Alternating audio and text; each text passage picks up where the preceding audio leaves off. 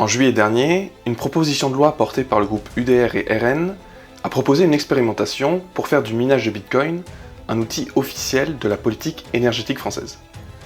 Ce texte, inspiré par plusieurs autres pays, prévoit d'abord de reconnaître le minage comme charge flexible, c'est-à-dire miner des crypto-monnaies quand l'électricité abonde, arrêter quand le réseau se tend, et donc utiliser ces excédents au lieu de laisser partir cette énergie.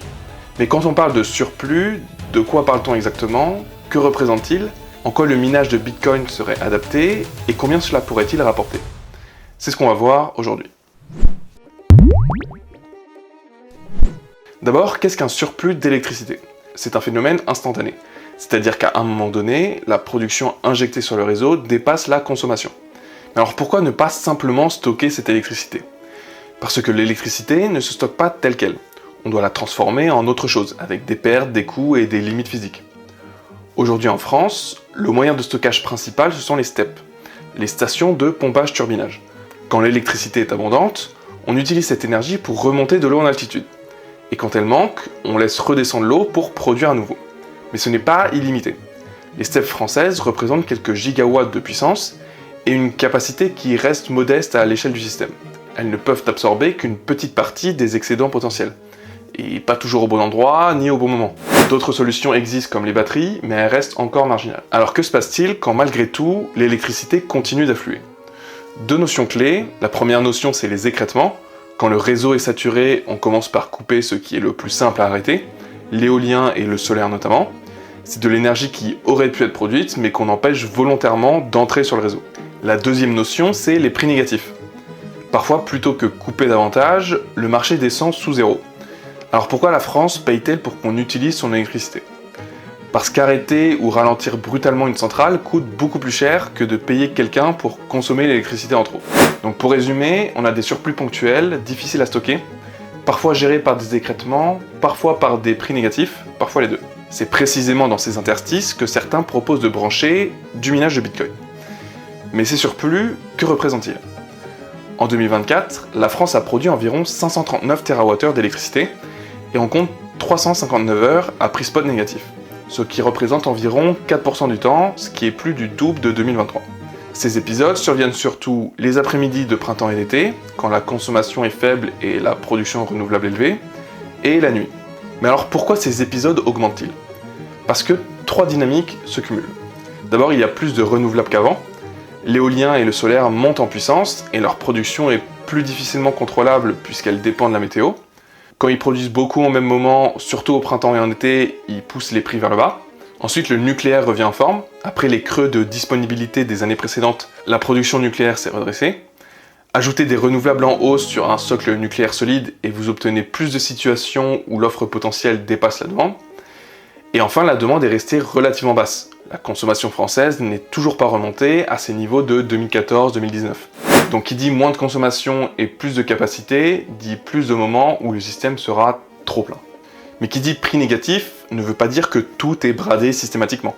Quand il y a du surplus, on fait généralement trois choses. La première, c'est qu'on exporte. L'électricité est envoyée vers l'Allemagne, la Belgique, l'Italie, l'Espagne, la Suisse. C'est la principale soupape et elle fonctionne. Pendant ces heures-là, la France est exportatrice nette dans environ 80% des cas. Sur l'année complète, ces exportations nettes rapportent plusieurs milliards d'euros.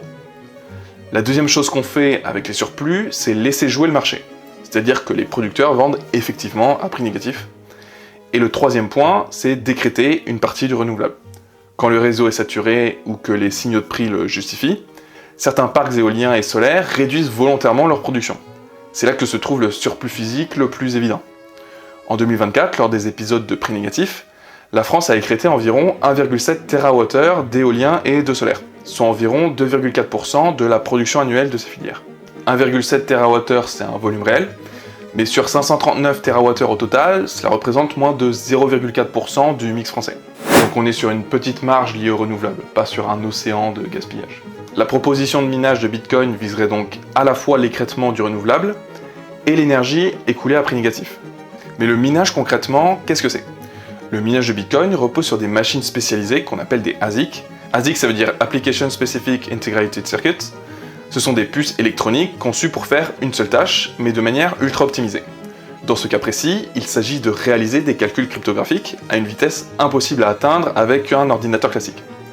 Ces machines tournent en continu, valident des blocs, sécurisent le réseau Bitcoin, et en échange, les mineurs reçoivent des Bitcoins et des frais de transaction.